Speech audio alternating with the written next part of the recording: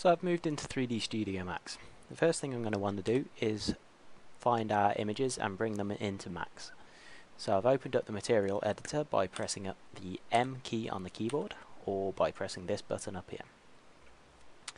I've selected the first material slot and I've grabbed the diffuse button here, and I'm going to pick a bitmap and I'm going to navigate to where I saved my images. So for me it's in pictures. I'm going to grab the front image here, and I'm going to rename this material to front. I'm going to do the same thing in another material slot for the side view. So I've got the side view selected. I'm going to hit the diffuse button, bitmap, and grab the side view. I'm going to rename it to side and set this little sample type to cube so I can see it. Right, so those are our two maps within 3D Studio Max. Now how do I get them into the perspective view? So I'm going to want to create planes to apply these materials to. So I'm going to come over here to the Create tab, in the Geometry selected. I'm going to select a plane from over here. I'm going to be using keyboard entry to make this plane. I know that I'm going to want the size of the plane to match the pixels of the image. So I know that my image is 512 pixels by 512, so I'm going to put that in the width and length here. And I know that I'm going to want to push it back in the z-axis by half of this. So I'm going to put z minus 256 pixels. I'm going to make sure that I've got the front window here highlighted like this, and I'm going to hit create. You can see it's created a plane that's pushed back from the 0 to the 256. You can see here that it's got too much geometry, and that's going to be confusing later on when we're trying to work from it. So I'm going to reduce it down to 1 in each of the width and the length segments. So we have our first plane. If I go back to the materials editor by hitting M, or hitting this button, I'm going to drag this first front material onto the front plane. You can see that it doesn't show up.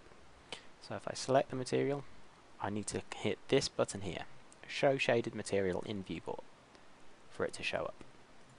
I'm going to do the same thing for the side. With the front view selected, I'm going to push it in the positive X direction, so it ends up over here by 256. I'm going to hit create, and you can see that it's created a plane for us, but it's facing the wrong direction. So I'm going to grab the rotation tool up here,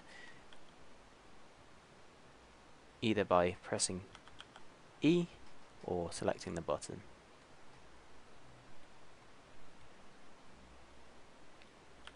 So with the rotation tool selected, I'm going to hit the angle snap toggle, and I'm going to rotate it in the top view by 90 degrees. So that I have two faces like this. I'm going to apply the side material to it. Right, so I have the reference planes in place and ready for me to start modeling. But just before I do that, I'm going to do a few more things. I'm going to select select both planes, go to Object Properties, and untick this option here that says Show Frozen in Grey. Click OK, and then we're going to freeze the selection. So now that they're unselectable, I can't select them and accidentally move them. So we're ready to start modeling. One last thing I need to do before we're ready to start modeling is make these reference planes show up in the front and left side views. So if I go here, oops, if I click on this option here that says wireframe, and I click this option that says shaded, they show up. So again, I'm going to do the same thing for the left, hit the wireframe, click shaded, you can see that they show up there. If you want to get rid of the grids, you can hit G on your keyboard and they disappear like that. Or you can hit G again to bring them back. This also works in the perspective plane.